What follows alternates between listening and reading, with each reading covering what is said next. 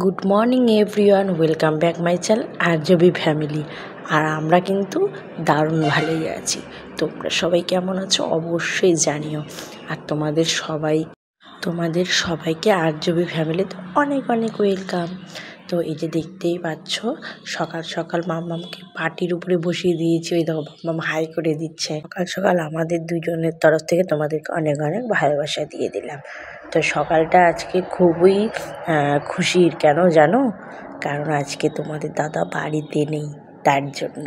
তোমাদের দাদা গেছে আজকে মিটিংয়ে বাইরে, যার জন্য আমাদের মামের আজকে খুবই খুশির দিন। তার জন্য আজকে আমি কি বানাচ্ছি জানো? আমার পছন্দের খাবার ফ্রাইড রাইস আর ডিমের কষা। আর এই যে দেখো মামামকে এখানে বসিয়ে দিয়েছি, কিছু তোমার খাবার দিয়ে বসিয়ে দিয়েছি। আর ওইদিকে আমি সমস্ত কিছু রেডি করছি। আর এই যে দেখো বিছানাটা আজকে উঠানো হয়নি, কারণ বিছানা রেখলে সব কিছু বাইরে রোদে দেব। আর এই দিকটা তো আমার মোটামুটি পরিষ্কার করাই আছে। সকালবেলা যা কাজ ছিল সমস্ত করে নেওয়ার পরে, রেডি করার পরে, মানে মাম্মাম যেহেতু জাগনা ছিল তার জন্য আমার কোনো কাজ করা হচ্ছিল না। তারপরে এই যে দেখো মাম্মামকে আমি ঘুম পাড়িয়ে দিয়েছি, আর ঘড়িতে কিন্তু 3টা বেজে গেছে। তারপরে তোমার এই যে দেখো আমি ডিম আলু কষা রান্না করেছিলাম। আর তোমাদের দাদা এসে যেহেতু কিছু খেতে যাবে, তার জন্য আলু আর পেঁয়াজগুলি একটু ভেজে রেখেছি। কিন্তু ফ্রাইড রাইসটা বানানোর টাইম হয়নি, কারণ মাম্মাম কান্নাকাটি করছিল ঘুমানোর জন্য। তারপরে ওকে স্নান করে খাইয়ে ওকে ঘুম পাড়িয়ে দিয়েছি। আর এই যে ফ্রাইড রাইসের চাল সব সেদ্ধ করে রেডি করে রেখেছি, এখন ওটা রান্না করব। আর 3টা কিন্তু বেজেই গেছে, দেখতেই পেলে তোমরা। খুব খিদাও পেয়ে গেছিলো, তো ঝটপট ভাবছিলাম তাড়াতাড়ি বানিয়ে নিই। আর এই যে দেখো এদিকে উনানটা আমি ধরিয়ে দিয়ে এই সব ভেজিটেবলগুলো ভাজতে বসিয়ে দিয়েছি। লো ফ্লেমে ভাজা হচ্ছিল। আর ওইদিকে আমি ঠাকুর পূজা দিলাম, স্নান করেছি, সব কিছু কমপ্লিট করে রান্না করতে চলে এলাম। তারপরে এই যে দেখো তোমার আমি ভাবলাম যে আমাকে কেন দেখাবো না, তাই আমাকেও একটু দেখিয়ে দিলাম। তো যাই হোক, চুল টুল এখন মানে চুল আঁচড়াবো, সিঁদুর পরবো, একটু ক্রিম ট্রিম মাখবো, যেহেতু স্নান করে ঠাকুর পূজা দিয়ে আগে ওইদিকে ভাজাটা বসিয়ে দিয়েছি, মানে ওই ভেজিটেবলগুলো ভাজা হচ্ছে আর কি। আর এইদিকে আমি এসে ফটাফট করে মানে একটু সিঁদুর টিঁদুরগুলো পরে নিচ্ছি, যেহেতু মামাম ঘুমোচ্ছে, পরে আর চান্স পাবো না জাগনা হলে। তো ভাবলাম যে এই সুযোগে করে নিই। তো ভাবলাম এটাও তোমাদের সাথে তুলে ধরি, তাই না? এটা তুলে দিলাম। আর আজকে কিন্তু তোমাদের দাদা বাড়িতে নেই, তাই সমস্ত কাজ একটু লেটই হচ্ছে। আর যেহেতু বাড়িতে থাকলে রান্নার একটা তাড়াতাড়ি চাপ থাকে, যে এসে খাওয়া দাওয়া করবে দুপুরবেলা। তো যাই হোক, সেই চাপটা আজকে নেই, যার জন্য আমি ধীরে সুস্থে সব কাজ করতেছিলাম। কিন্তু খুব খিদে পাচ্ছিল, যার জন্য ভাবলাম যে না, খাবারটা এবার বসিয়ে দিই। আর তোমরা তো জানোই কতদিন থেকে চুলের প্রতি কোনো রকম যত্ন করা হয় না। চুলগুলো আমার খুব বাজে হয়ে গেছে, আর সময়ও পাচ্ছি না চুলটা একটু যত্ন করব। তো ভাবছিলাম যে খুব তাড়াতাড়ি একটা স্পা নিব, কবে নেব সেটাও আমি বলতে পারছি না, সময়ই হচ্ছে না।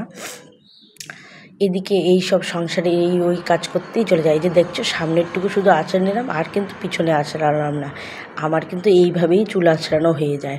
তার জন্যই তো আমার চুল প্রচণ্ড পড়ছে, মানে এতটাই পড়ছে না, তোমাদেরকে বলার মতো ভাষা নেই। মনটাও খারাপ। আগে আমার চুল দেখলে সবাই কত ভালো ভালো বলতো, আর এখন আমার চুলগুলো এত খারাপ হয়ে গেছে না, তোমাদেরকে কিচ্ছু বলার ভাষা নেই। যাই হোক, বেবি হওয়ার পরে তো সবারই এই একই প্রবলেম হয়ে থাকে, তাই না? সবারই কাছে এই কথাই শুনি। তো যাই হোক, সিঁদুর পরতে পরতে না একটু সিঁদুর আবার আমার নাকে পড়ে গেছিলো। তো সত্যি কথা বলতে গেলে তোমাদের দাদা তো আমাকে সত্যি দারুণ ভালোবাসে, যেটা আমার মুখেও বলার দরকার নেই। আমি ভালোভাবেই জানি যে তোমাদের দাদা আমাকে কতটা ভালোবাসে। আর সত্যি কথা বলতে এই ভালোবাসার প্রমাণটা এইখানেই, যে আমার একটু নাকে সিঁদুর পড়েছে। হ্যাঁ, খুব হাসি পাচ্ছিল নিজেকে। কেন বলো তো? কারণ তোমার হঠাৎ করে আজকে অনেক দিন পরে সিঁদুরটা নাকে পড়েছে, আর খুব মানে বেশি সময় ভালোভাবে সিঁদুরটা পরার চান্স পাই না। তো আজকে একটু চান্স পেয়েছি ভালো করে সিঁদুরটা পরার, তো এই চান্সে আবার সিঁদুরটা আবার নাকে পড়ে গেল। তো মনে পড়ছিল পুরনো সেই আগের কথাগুলো, যখন আমাদের নতুন বিয়ে হয়েছিল, মানে এই সমস্ত কথাবার্তা আর কি। তো যাই হোক, আর আমি তো জানি যে তোমার দাদা আমাকে খুবই ভালোবাসে, আর আমি খুবই সৌভাগ্যবতী যে তোমাদের দাদার মতো মানুষ আমি একটা পেয়েছি। তোমার দাদার মতো মানুষ মানে ভাগ্য করেও 7 জনম হলেও আমি হয়তো পেতাম না। তো যাই হোক, তোমার দাদা তো আমাকে পাগলের মতো ভালোবাসে, সেটা আমার বলারও দরকার নেই। আর আমিও কি কম নাকি বলো? দুজনকে ভালোবাসির জন্যই তো এতগুলো বছর কাটিয়ে দিতে পারছি, তাই না? আশা করো তোমরা আশীর্বাদ করো আগামী দিনগুলো যাতে কাটিয়ে দিতে পারি দুজনে ভালোবেসে, হাসি খুশি, ঝগড়া কাচাল করে। তো যাই হোক, এবার দেখো তোমরা আমার নাকে সিঁদুরটা পড়েছে। এই যে দেখো, অনেক দিন পরে পড়েছে নাকে সিঁদুরটা। তো যাই হোক, সেটাও তোমাদের সাথে শেয়ার করে ফেললাম। তো যাই হোক, এখন খাবারের দিকে যাব। অনেক বকবক করে ফেললাম। এই যে দেখো, এদিকে ভাজাটা তো হচ্ছে। তো আমি এখন চালটা দিয়ে ফ্রাইড রাইসটা করে ফেলবো তাড়াতাড়ি, তারপরে খেতে বসবো।